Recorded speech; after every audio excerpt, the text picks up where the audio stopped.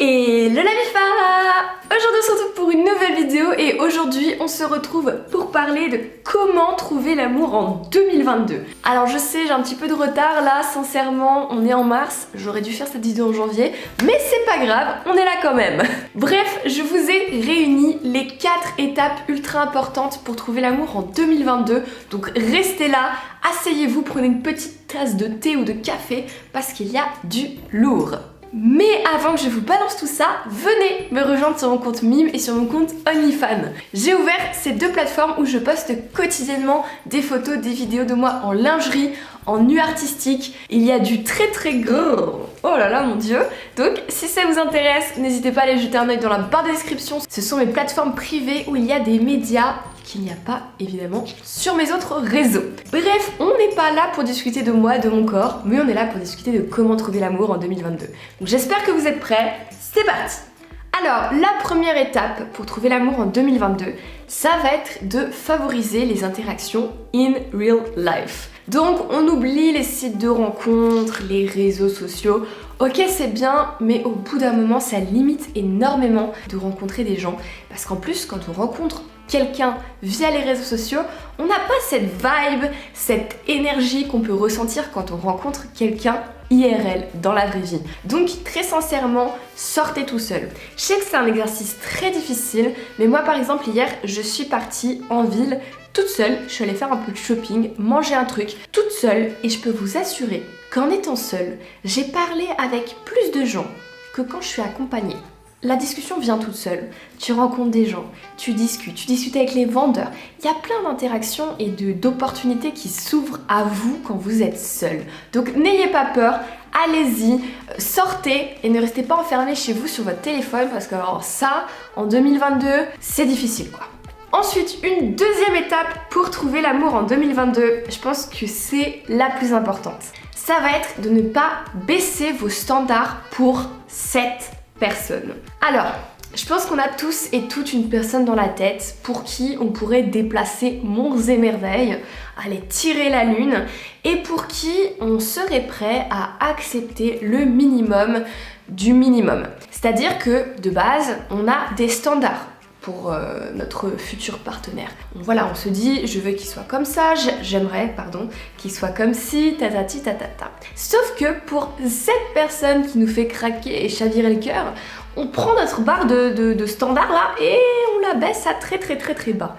Et ça, il ne faut pas faire. Il ne faut pas accepter le minimum. Sincèrement, recentrez-vous sur vous-même, regardez votre valeur et vous n'avez pas à abaisser vos standards. Donc on garde ces standards bien hauts pour rencontrer de nouvelles personnes et trouver l'amour. Ensuite, une troisième étape pour trouver l'amour, celle-là je l'aime bien, ça va être de proposer des dates qui vous ressemblent. Par exemple, premier rendez-vous, vous avez rencontré quelqu'un sur les réseaux et vous vous dites, premier rendez-vous, moi j'ai envie d'aller là-bas. On oublie le cinéma, le restaurant, les trucs classiques et on va proposer quelque chose de plus fun.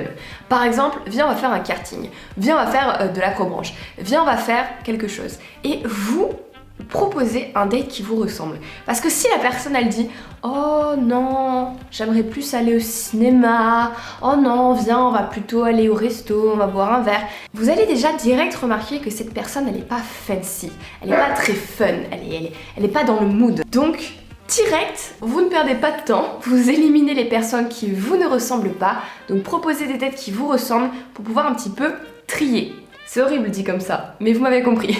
Et enfin, une quatrième étape pour trouver l'amour en 2022, ça va être de ne pas forcer les choses. Parce que nous, les êtres humains, quand on a envie de tomber amoureux, on va essayer de fréquenter plein de personnes et voir sur lequel on tombe amoureux, quels sentiments on ressent, etc.